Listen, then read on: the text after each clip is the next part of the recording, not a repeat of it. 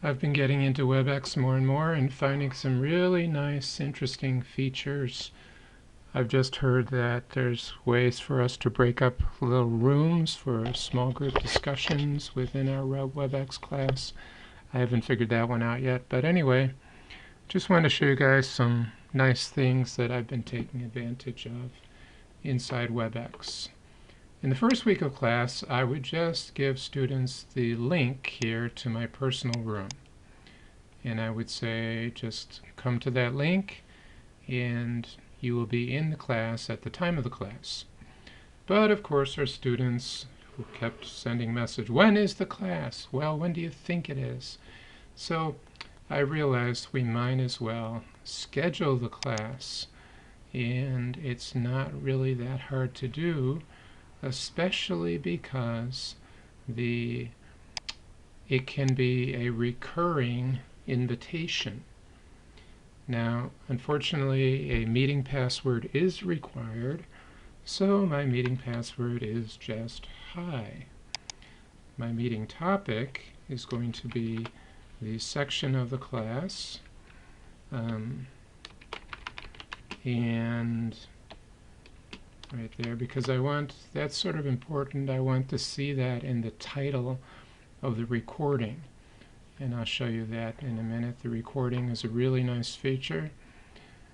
This class is going to be held on Fridays, and I'm going to set the time, hour, and minutes there.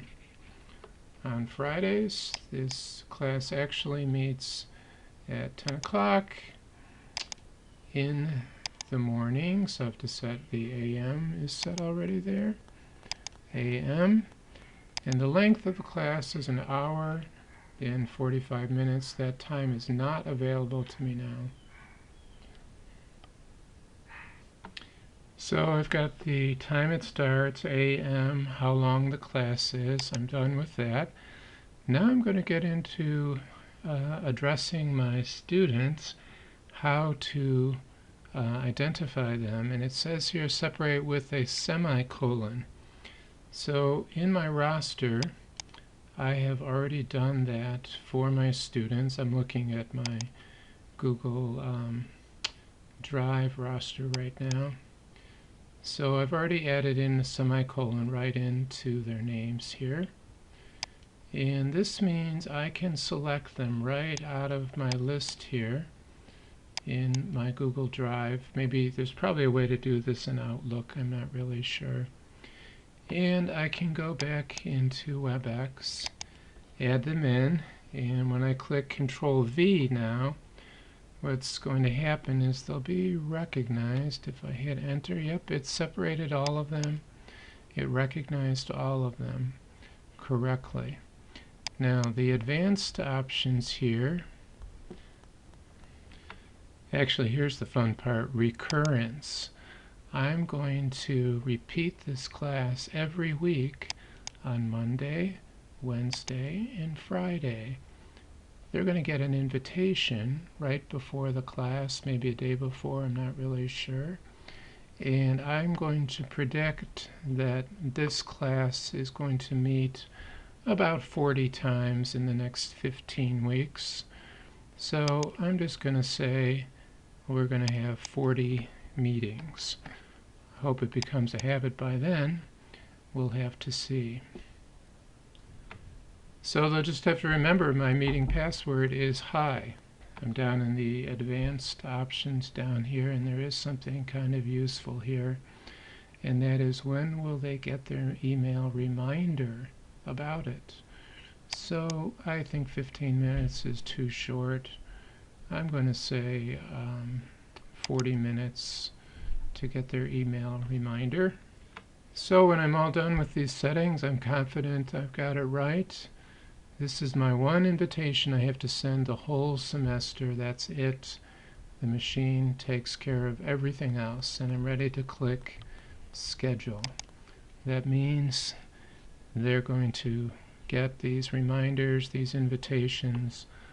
All they need to do is put in the password hi to do it from now on, and I hope the machine will help me do it.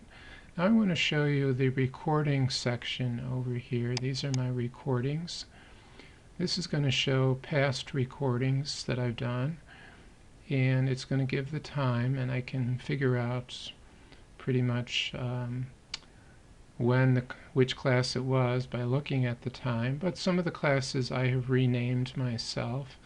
I don't think I'm going to have to do that from now on because of the way I named those invitations.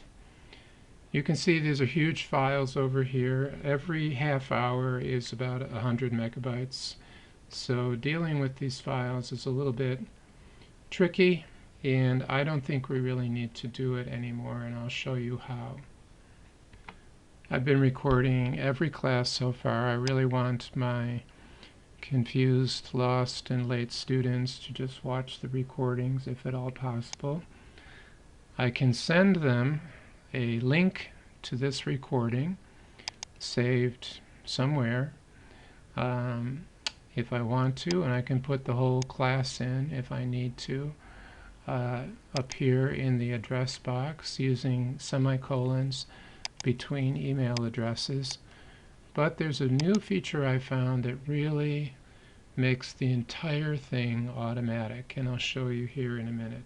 The next link down is the settings or preferences button underneath the recordings button, and the special feature I just discovered here is that when we do our scheduling, we can automatically share the meeting highlights and recordings with the meeting participants and invitees.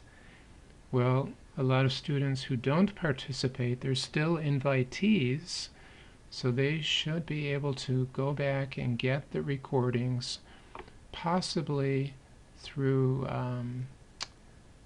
an email invitation or something. If they go back and find that email, I hope it will take them to the recording. I'm not too sure about this yet. It does say I'm giving them access to make edits. I hope that doesn't cause problems, but we'll find out. And I'm going to always send a copy to myself. So this little feature could really simplify things for the students being responsible themselves to access old recordings. And I'm going to have to click Save at the end when I'm done. WebEx has really been working very well for me. I've been recording with my iPad and with my computer. I used to download the recordings and then upload them again to OneDrive. Then I get the OneDrive share link, put it in Blackboard, but I'm hoping now that this will become more automatic. Students have an invitation to every class, therefore they have a way to search for the link to that class.